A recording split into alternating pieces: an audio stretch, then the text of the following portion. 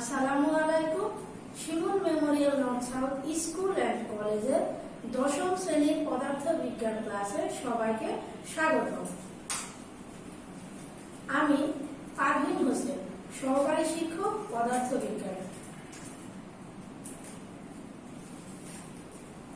সুপ্রিয় শিক্ষার্থী, তোমরা এখানে কিছু চিত্র দেখতে পাচ্ছ।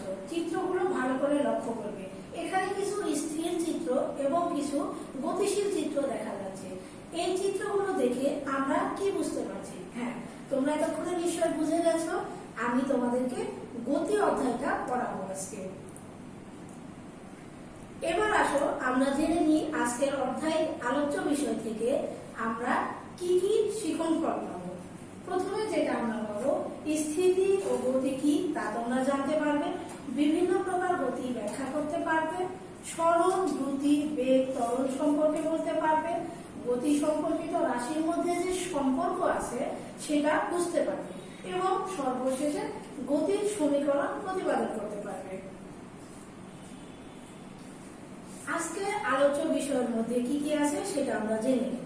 আজকের আলোচনার মধ্যে আমরা যতটুকু জানবো সেটা হলো স্থিতি ও গতি, বিভিন্ন প্রকার গতি, গতি সংক্রান্ত বিভিন্ন রাশি। গতি সংক্রান্ত বিভিন্ন রাশির মধ্যে রয়েছে দূরত্ব, সরণ, বেগ, দ্রুতি, ত্বরণ, মন্দন। ত্বরণের মধ্যে আবার জেনে নিব আমরা সুষম ত্বরণ, অসম ত্বরণ এবং গতির সমীকরণ সম্বন্ধে আজকে আমরা জানব। এবার এখানে আমরা কিছু চিত্র দেখতে পাচ্ছি। আলোচ্য বিষয় প্রথমে যেটা আমাদের ছিল স্থিতি ও গতি। চিত্র দেখে আমরা বলতে পারি স্থিতি ও গতির সংজ্ঞাটা। সময়ের সাথে সাথে কোনো বস্তু যদি অবস্থানের পরিবর্তন না হয় তাহলে সেটাকে আমরা বলবো স্থিতি এবং ওই বস্তুটাকে বলবো স্থিতিশীল বস্তু। যেমন এখানে এবং ওই কর্নারে তোমরা দেখতে পাচ্ছ দুটো বস্তু স্থির, এই বস্তুটাকে আমরা বলছি স্থির বস্তু। এবং সময়ের সাথে সাথে যদি কোনো বস্তুর অবস্থানের পরিবর্তন হয় তাহলে সেটাকে আমরা বলবো গতি এবং ওই বস্তুটাকে বলবো গতিশীল বস্তু। তোমরা চিত্র দেখলে বুঝতে পারবে এখানে কিছু গতিশীল বস্তুর আমরা চিত্র দিয়ে রেখেছি।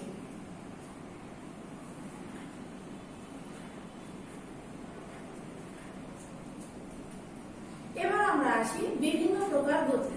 বিভিন্ন প্রকার গতির মধ্যে রয়েছে রৈখিক গতি, চলন গতি, ঘূর্ণন গতি, পর্যাবৃত্ত গতি এবং স্পন্দন গতি। এবার আমরা জেনে নিই এই গতিগুলো সম্বন্ধে। রৈখিক গতি সম্বন্ধে প্রথমে জেনে নেব। রৈখিক গতি হলো কোন বস্তু যদি একটি সরল রেখা বরাবর গতিশীল হয় তাহলে সেই গতিকে বলা হবে রৈখিক গতি। যেমন উদাহরণটা তোমরা একটু মনোযোগ দিয়ে শুনবে। রৈখিক গতির উদাহরণ হলো সোজা রাস্তায় গাড়ির যে গতি সেই গতি।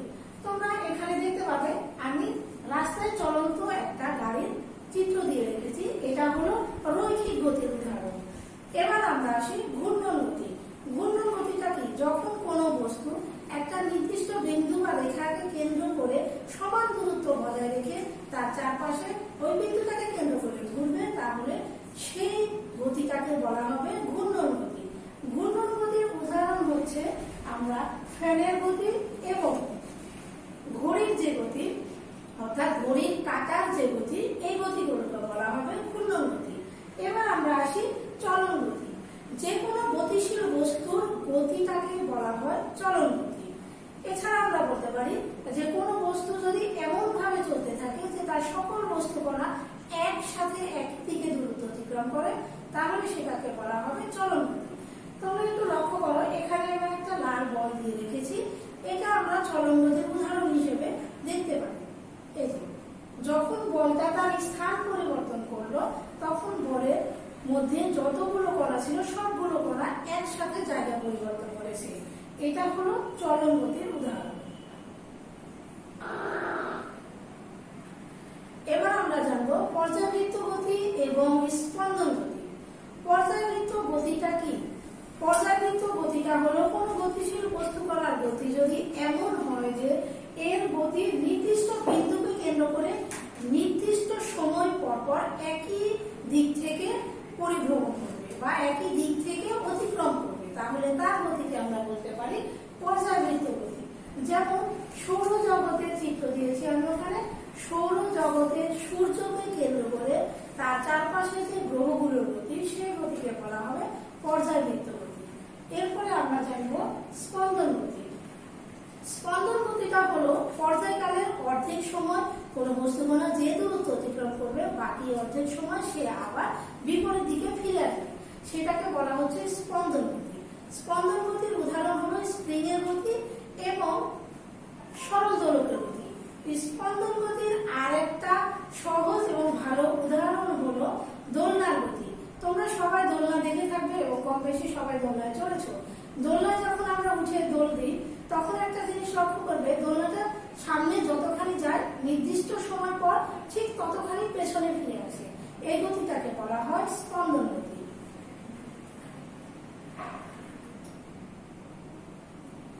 এবারে জেনে নিই স্কেলার রাশি ও ভেক্টর রাশি। স্কেলার রাশি ও ভেক্টর রাশি কাকে বলে, এদের সংজ্ঞাটা আমরা অনেক আগে থেকে সবাই জানি। আমাদের এখানে ইম্পর্টেন্ট যেটা সংজ্ঞা জানার পাশাপাশি আমাদেরকে স্কেলার এবং ভেক্টর রাশি কোনগুলো সেইগুলো দেখতে হবে। এখানে আমি স্কেলার রাশি এবং ভেক্টর রাশির কিছু তালিকা দিয়েছি, তোমরা এগুলো অবশ্যই মনোযোগ সহকারে পড়বে। স্কেলার রাশির মধ্যে রয়েছে দৈর্ঘ্য, সময়, ভর, তাপ, তাপমাত্রা, কাজ, শক্তি, ক্ষমতা, আরো অনেক কিছু। এবং ভেক্টর রাশির মধ্যে রয়েছে সরণ, বেগ, ত্বরণ, মন্দন, বল, ওজন, তড়িৎ ক্ষেত্র, তড়িৎ প্রাবল্য ইত্যাদি। এবার আমরা জেনে নিব গতি সংক্রান্ত বিভিন্ন রাশির মধ্যে সরণ এবং দূরত্বটাকে সর্বপ্রথমে জানব। দূরত্ব এবং সরণ দুটো পাশাপাশি রেখে আমরা যদি জানি তাহলে আমাদের জন্য সুবিধা হয় একটা, সেটা হলো যদি সময়ের সাথে সাথে কোনো বস্তুর অবস্থানের পরিবর্তন হয় তাহলে তাকে বলা হয় দূরত্ব, এবং অবস্থানের পরিবর্তনটা যদি নির্দিষ্ট দিক বরাবর হয় তাহলে সেটাকে বলবো আমরা সরণ। এই ক্ষেত্রে সরণের নির্দিষ্ট দিক আছে কিন্তু দূরত্বের কোনো নির্দিষ্ট দিক নাই, তাই সরণ একটা ভেক্টর রাশি। সরণের একক মিটার, দূরত্বের একক মিটার। এখন আমরা যে জিনিসটা দেখব, বললাম যে সরণের নির্দিষ্ট দিক আছে।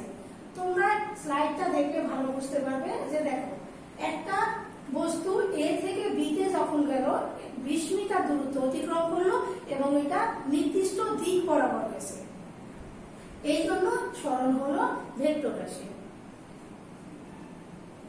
এবার আমরা জানবো দ্রুতি। আমরা প্রথমে জেনে নিলাম দূরত্ব ও সরণ। এবার দ্রুতি ও বেগ দুটাকে একসাথে জানবো।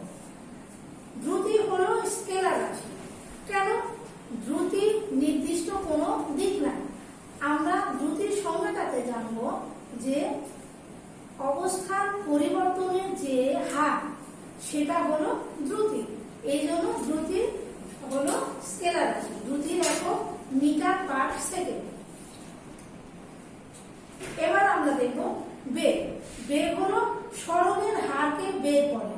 তার মানে সরণের যেমন নির্দিষ্ট দিক ছিল, বেগেরও নির্দিষ্ট দিক থাকবে। এ থেকে একটা বস্তু বি তে যাবে, সে 50 মিটার দূরত্ব অতিক্রম করবে, কিন্তু তাকে নির্দিষ্ট দিক বরাবর যেতে হবে। তোমরা স্লাইডটা একটু ভালো করে দেখবে, লক্ষ্য করবে যে এ থেকে যখন বি তে গেল সে নির্দিষ্ট দিক বরাবর গিয়েছে, যার জন্য বেগকে বলা হচ্ছে ভেক্টর রাশি। এবার আমরা জানবো ত্বরণ। বেগ পরিবর্তনের হারকে ত্বরণ বলে। একটা জিনিস মনে রাখবে খুব ভালো করে, বেগের পরিবর্তনের যে হার সেটাকে বলা হচ্ছে ত্বরণ। বেগের বৃদ্ধিও হতে পারে, সেক্ষেত্রে বেগ হ্রাসও পেতে পারে। বেগ বৃদ্ধির হারকে ত্বরণ বলবো, আর বেগ হ্রাসের মানকে বলা হবে মন্দন। এখন ত্বরণের একক হলো মিটার পার সেকেন্ড স্কয়ার। ত্বরণ সমান হলো বেগ ভাগ সময়, এবং ত্বরণ একটি ভেক্টর রাশি।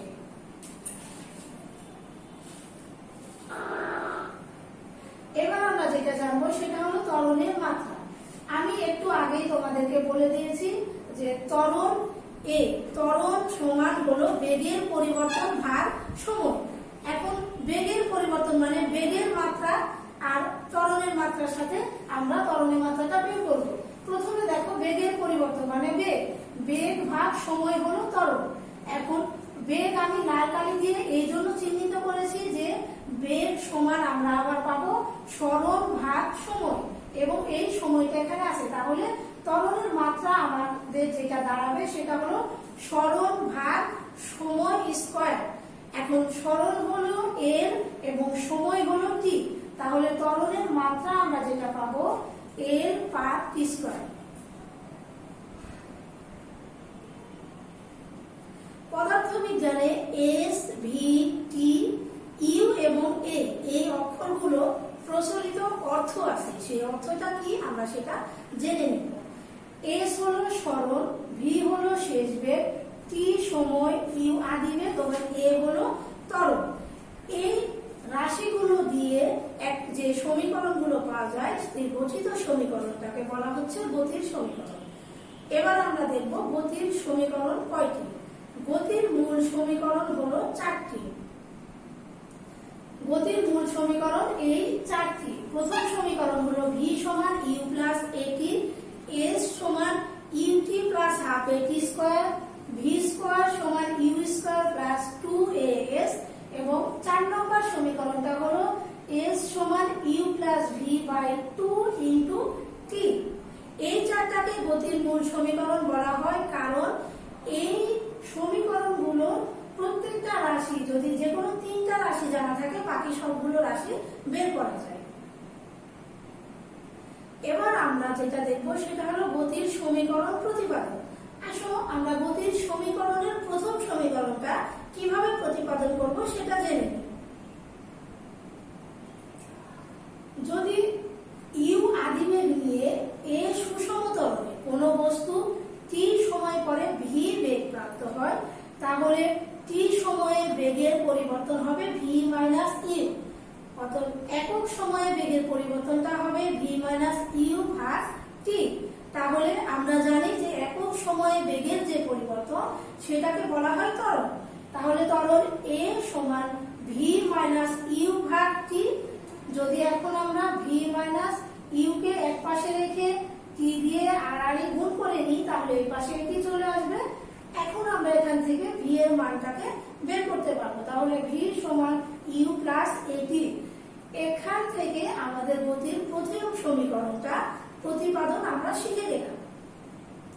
এখন আরেকটা বিষয় জেনে রাখা খুব দরকার, সেটা হলো গতির প্রথম সমীকরণে যদি আমরা ধরি ইউ সমান 0, অর্থাৎ বস্তুটা যদি স্থির অবস্থান থেকে যাত্রা শুরু করে, সেই ক্ষেত্রে ইউ এর মান হবে 0।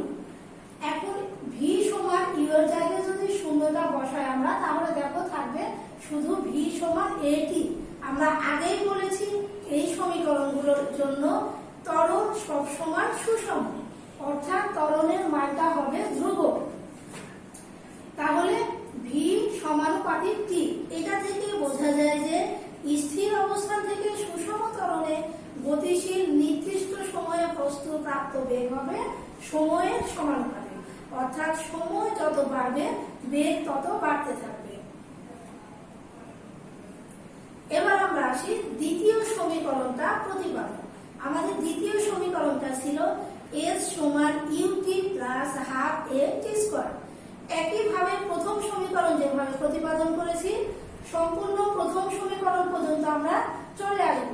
একইভাবে যে একটা বস্তু ইউ আদি বেগ নিয়ে এ সুষম ত্বরণে টি সময় পরে ভি বেগ প্রাপ্ত হয় এবং তারা এই একই সময়ে এস দূরত্ব বা সরণ অতিক্রম করে, তাহলে টি সময়ে বেগের পরিবর্তন এবং একক সময়ে বেগের পরিবর্তনটা বের করে নিব। এরপরে আমরা প্রথম সমীকরণ ভি সমান ইউ প্লাস এটি যেটা বের করেছি সেটাকে 1 নম্বর সমীকরণ ধরবো। এরপরে যেটা করব গড় বেগ। আমরা সবাই জানি গড় বেগ ভি সমান এস ভাগ টি। এরপরে আমরা যেটা করব আরেকটা যে গড়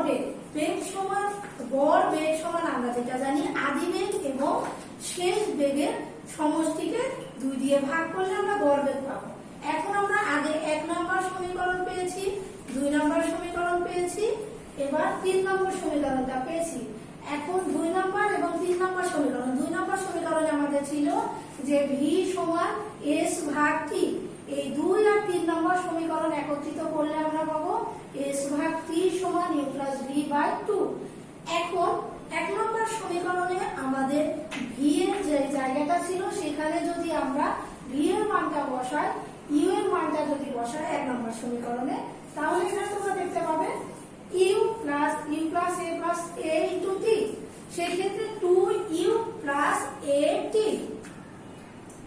এখন আমরা যেটা করব যে এস ভাগ টিটা এখানে থাকলো, আমরা এই 2u-টাকে আলাদা করে নিলাম এবং এই টিটাকে আলাদা করে নিলাম। এক্ষেত্রে দেখো এই 2 আর এই 2 ভাগ হয়ে কেটে যাবে, শুধু ইউ থাকবে এখানে, এবং এখানকার 2টাকে আমি আলাদা করে হাফ আকারে রাখলাম এবং এই টিটাকে আলাদা করে রেখেছি। এখন দেখো এর সমান আমরা যেটা পাবো, এর টিটা যদি এই পাশে নিয়ে চলে এসেছি, সেক্ষেত্রে ইউটি প্লাস হাফ এ টি স্কয়ার সমীকরণটা আমাদের প্রতিপাদক কমপ্লিট হয়ে যাবে। এবার আসো আমরা যে দুটো সমীকরণ প্রতিপাদন শিখলাম, সেই সমীকরণ দুটো থেকে কিছু গাণিতিক সমস্যার সমাধান করি। এখানে প্রথমে যেটা দেওয়া আছে দেখো, 72 কিলোমিটার/আওয়ার বেগে চলন্ত একটি গাড়িতে 6 সেকেন্ড যাবত 1.5 মিটার/সেকেন্ড ত্বরণ প্রয়োগ করা হয়। তাহলে গাড়িটির শেষ বেগ এবং উক্ত ত্বরণে অতিক্রান্ত দূরত্বটা আমাদেরকে বের করতে হবে। এখন গাণিতিক সমস্যার সমাধানের ক্ষেত্রে আমাদেরকে প্রথমে যেটা করতে হবে, কি কি ডেটা আমাদের দেওয়া আছে সেই জিনিসটা আমাদেরকে আগে লিখে নিতে হবে। এখানে দেখো আমি লিখে রেখেছি, এখানে আদিবেগ ইউ সমান 72 কিলোমিটার/আওয়ার। এখন 72 কিলোমিটার/আওয়ারকে আমাদেরকে মিটার/সেকেন্ডে নিয়ে যেতে হবে। যেহেতু বেগের একক মিটার/সেকেন্ড, তাই আমাদেরকে অবশ্যই মিটার/সেকেন্ড এককে নিয়ে যেতে হবে। মিটার/সেকেন্ড এককে যেতে হলে যেটা করতে হবে, 72কে 1000 দিয়ে গুণ করতে হবে এবং 3600 সেকেন্ড দিয়ে ভাগ করতে হবে, তাহলে আমরা মিটার/সেকেন্ড এককে চলে আসতে পারবো। এরপরে ত্বরণ এ দেওয়া আছে 1.5 মিটার/সেকেন্ড স্কয়ার, সময় দেওয়া আছে 6 সেকেন্ড, শেষ বেগ এবং দূরত্ব আমরা বের করব।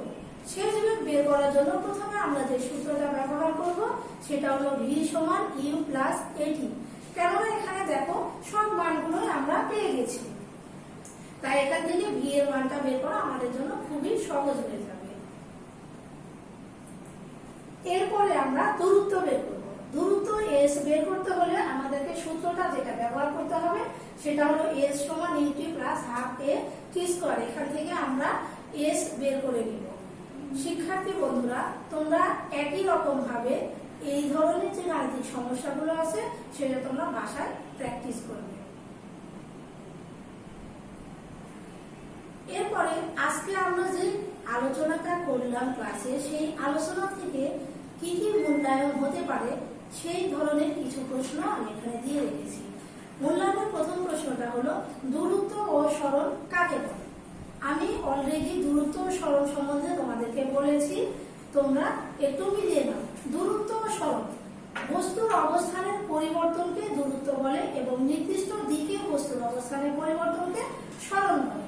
2 নম্বরটা হলো চলমান বেগে বস্তুর ত্বরণের মান কত। এখন সমবেগে চলমান বলতে যখন আমরা প্রথমে দেখেছি ত্বরণটা হলো বেগ বৃদ্ধির হারকে ত্বরণ বলে, সেই ক্ষেত্রে বেগের মান যদি না থাকে, বেগটা যদি বৃদ্ধি না পায়, তাহলে সেখানে কি নতুন করে কোনো ত্বরণ সৃষ্টি হবে? হবে না। এই জন্য সমবেগে চলমান বস্তুর ত্বরণ হবে 0। বেগ ও ত্বরণের একক, বেগ ও ত্বরণের একক হলো বেগের একক মিটার/সেকেন্ড এবং ত্বরণের একক হলো মিটার/সেকেন্ড স্কয়ার। গতির সমীকরণ কয়টি?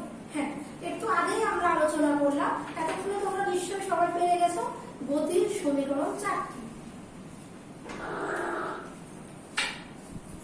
আমাদের আজকের আলোচনার ক্লাস যতটুকু হলো আশা করি তোমরা সবাই খুব ভালোভাবে বুঝে গেছো। হ্যাঁ, এই ক্লাসের উপর নেক্সট ডে আমাদের রিভিশন টপ টেস্ট হবে। এতক্ষণ আমার সাথে থাকার জন্য, আমার ক্লাসটা মনোযোগ দিয়ে দেখার জন্য সবাইকে অনেক অনেক ধন্যবাদ।